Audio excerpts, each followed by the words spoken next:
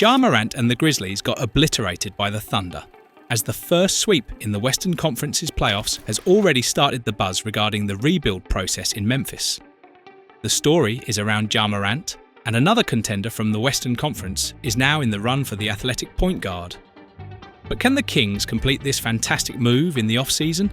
And if so, what would they have to give up to feed the needs of the Grizzlies? There is no question about it. Ja Morant's future in Memphis is all but certain, and after the latest playoff dismantling from the OKC, it's more than evident that the Grizzlies cannot build their roster around the explosive point guard. It's usually normal for trade talks to start right after a humiliating loss in the playoffs, but there are a lot more arguments behind why Ja would be a perfect candidate for the Kings, who also have a lot of issues to solve on their own. First of all, we need to address the need of the Kings, and we don't have to be geniuses to understand where they are bleeding the most: the point guard position. This has been admitted by their own GM, Scott Perry. When talking about this to a greater extent, Perry went on to say, "I'm in the early assessment phase. Obviously, this roster, I believe there is talent here. It is no secret that we need a true point guard with this current mixture of talent on the roster. And there is also no secret, in my opinion, that we need more length and athleticism along the front line if we want to enhance this current group here." This has been addressed by Domantas Sabonis as well, who was asked what the biggest problem for the Kings is right now after they've been eliminated in the play-in by the Mavs. Elaborating on this, the Lithuanian said, "The biggest thing is that we need a point guard, that is for sure." The Kings went on to acquire the duo from the Bulls, Levine and DeRozan, who are yet to prove that they can take them into the deep playoff waters. But their natural position is shooting guards. They need someone to properly run the offense, and even though Malik Monk attempted to step up in the 2024-25 season, it did not go as planned. The solution is easy: acquire a true point guard to pair next to Monk in the backcourt and ease off the load that Malik had to take by playing in different positions throughout the season. Tim McMahon from ESPN reported that Ja Morant and the Grizzlies could be parting ways after the disappointing end of the 2024-25 season for the Grizzlies, especially when they were up by 30 against OKC in Game 3 before the scary injury of Morant. Nevertheless, the off-court issues and the gun gestures that are somehow plaguing his status are definitely screaming "get me out of here" vibes, so Morant might desperately need a change of culture and a change of scenery. He was a very confident player and one that was supposed to lead Memphis to their first championship, but that now seems to be a long-forgotten story, as a huge trade is brewing in the world of the NBA. Brett Siegel of Clutch Points suggests that if Ja Morant opens up his horizons in the upcoming off-season, the Kings are definitely a place that he should be looking towards, as he went on to elaborate.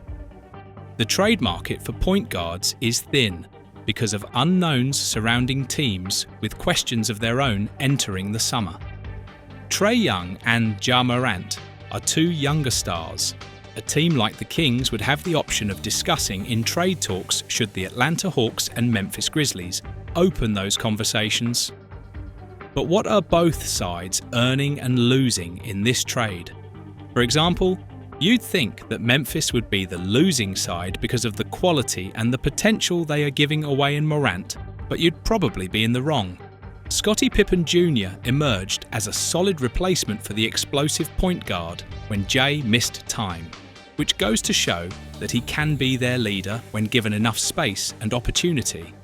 Furthermore, Memphis would seek a superstar caliber player from Sacramento as well, which would probably be Domantas Sabonis. The double-double machine will get the perfect center to pair up with Jaren Jackson Jr., making the offense of Memphis a treat to watch. Not only would they bully other centers and power forwards under the rim, but they would create a lot more opportunity for natural shooters, like Desmond Bane. But there is a downside that we need to look at: the durability and the defensive play style of Morant. The explosive point guard missed 103 out of 164 possible games he could have missed in the past 2 seasons, and the only positive here is that he hasn't dealt with many non-contact injuries that are usually posing as a massive red flag for the teams. Still, the durability of Morant is not something that he can boast about. And to top that off, His defensive skill set is not something he can brag about. Sure, he did improve a lot compared to last year, as the opponents he's guarded scored 10.2% worse than expected, but that doesn't hide the fact that he is a liability on the defensive end. What does help him in this case, however, is the fact that the Kings' perimeter defense has been questionable, to say the least, so he would definitely serve as a positive addition here, regardless of him not being an elite athlete on that end of the court.